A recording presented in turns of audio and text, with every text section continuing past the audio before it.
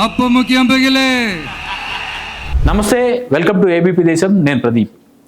Exit polls ఫలితాల్లో అందరికీ ఆసక్తి ఉన్న ప్రధానమైన అంశము తమిళనాడు రాజకీయాలు. తమిళనాడు రాజకీయాల్లో డిఎంకే మరోసారి అధికారంలోకి రావడానికి అవకాశం ఉందని మెజారిటీ సర్వే సంస్థలు చెప్తుంటే, ఒక సర్వే సంస్థ అత్యంత ప్రతిష్టాత్మకంగా ఎన్నికల ఫలితాలని అంచనా వేసిన ట్రాక్ రికార్డు ఉన్న యాక్సిస్ మై ఇండియా సంస్థ ఇచ్చిన అంచనా మేరకు టీవీకే తమిళ వెట్రి కజగం పార్టీ అధినేత విజయ్ ఈసారి కింగ్ మేకర్గా కాదు కింగే కాబోతున్నారా అంచనా వేస్తుంది.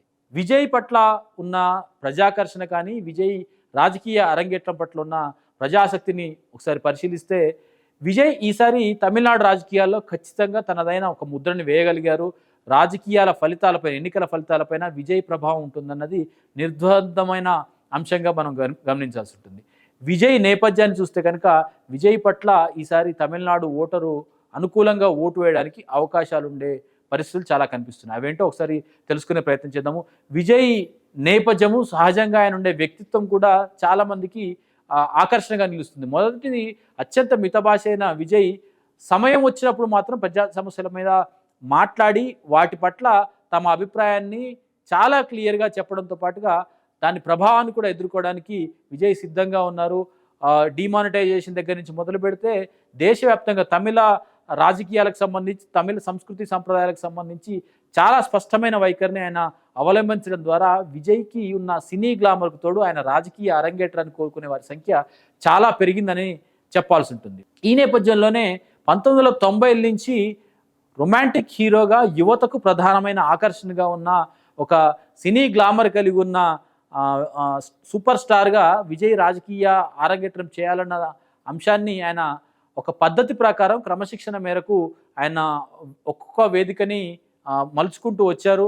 ఆ క్రమంలోనే తన ఫ్యాన్ క్లబ్ని విఎంఐ అన్న పేరుతో ఉండే ఒక ఫ్యాన్ క్లబ్ని ప్రజాసేవ కార్యక్రమాలకు వినియోగించుకోగలిగారు. తద్వారా గ్రామీణ యువతకు, ముఖ్యంగా ఉద్యోగ ఉపాధి అవకాశాలను కోరుకునే యువతకు విజయ్ లాంటి వ్యక్తి రాజకీయాలకు రావాలన్న ఒక ఆసక్తిని, అంచనాని పెంచగలిగారు. ఆ నేపథ్యంలో తమిళనాట రాజకీయాల్లో ఏర్పడిన ఒక శూన్యత కూడా విజయ్కి కలిసి వచ్చిందని చెప్పాల్సి ఉంటుంది. ప్రస్తుత అధికార పార్టీ డిఎంకే, ప్రతిపక్ష పార్టీ ఏఐడిఎంకేల మధ్య గడిచిన 50 సంవత్సరాల్లో అధికారం అటు ఇటు లోలకల్లా మారుతున్న పరిస్థితి కనిపిస్తూ ఉంది. 50 సంవత్సరాలు, 1977 నుంచి ఈ రోజు వరకు కూడా ఆ రెండు పార్టీల మధ్యనే అధికార మార్పిడి జరుగుతూ ఉంది.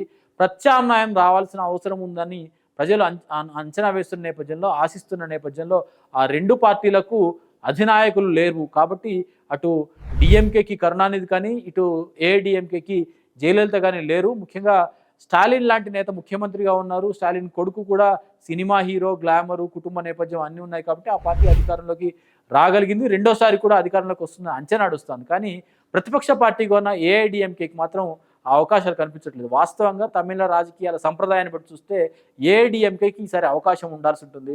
కానీ ఏఐడిఎంకే బలహీనతని విజయ్ అనుకూలంగా మలుచుకోగలిగారు. 2023లో పార్టీ స్థాపించిన దగ్గర నుంచి చాలా పద్ధతి ప్రకారం ఆయన ఫ్యాన్ క్లబ్ని, ప్రజా సమస్యలపైన, తన సినిమా గ్లామర్ని కూడా గడిచిన 10 సంవత్సరాల్లో తాను సెలెక్ట్ చేసుకున్న సినిమాలు కానీ అన్ని ప్రజా అవసరాలు లేకపోతే పబ్లిక్ ఇష్యూస్ పైనే ప్రధాన ఫోకస్ చేసే విధంగా, ముఖ్యంగా విద్య, వైద్యము, ప్రజా అవసరాలు, వీటికి మౌలిక వస్తువులకు సంబంధించి, అవినీతికి సంబంధించి అనేక అంశాలు తన డైలాగులతో సహా చాలా పకడ్బందీగా ప్రణాళిక ప్రకారం రూపొందించుకున్న స్పష్టంగా అర్థమవుతుంది. కాబట్టి ఆ నేపథ్యంలో విజయ్ రాజకీయ రాకని చాలామంది కోరుకున్న పరిస్థితి కనిపిస్తోంది.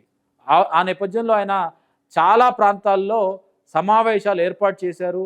సమావేశాల్లో తమ రాజకీయ వ్యూహం ఏ రకంగా ఉండబోతుంది, తమ సిద్ధాంతం ఏ రకంగా ఉండబోతుందని వివరించే ప్రయత్నం విజయ్ స్పష్టంగా చేశారు. మత రాజకీయాలకు తాను దూరంగా ఉంటానని, తమిళ సాంప్రదాయాన్ని కాపాడమే తన ముఖ్య ఉద్దేశం అని చెప్పడంతో పాటుగా వాటిని కాపాడేందుకు ఎంత దూరమైనా వెళ్తాను, సుదీర్ఘ రాజకీయ భవిష్యత్తున్న తాను ప్రజల సమస్యలతో, ప్రజలతో మాత్రమే ఉంటానని చెప్పడం ద్వారా, బీజేపీ లాంటి పార్టీలతో కలిసేది లేదని చెప్పడం ద్వారా తమిళుల మనసుల్ని చూరగొనగలిగారు.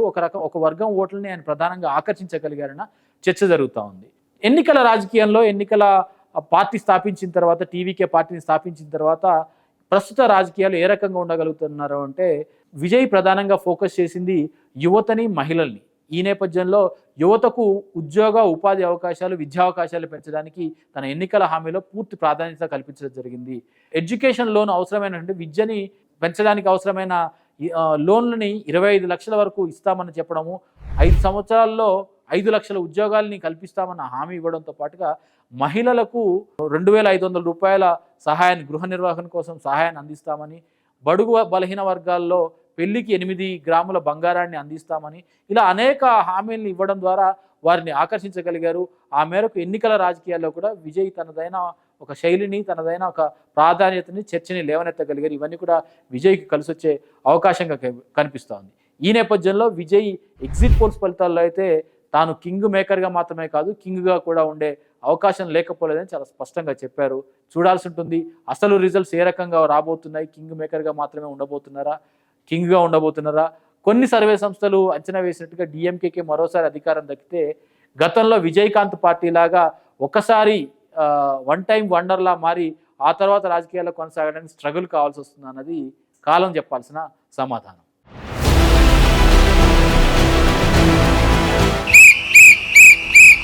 కప్పు ముఖ్యం పగిలే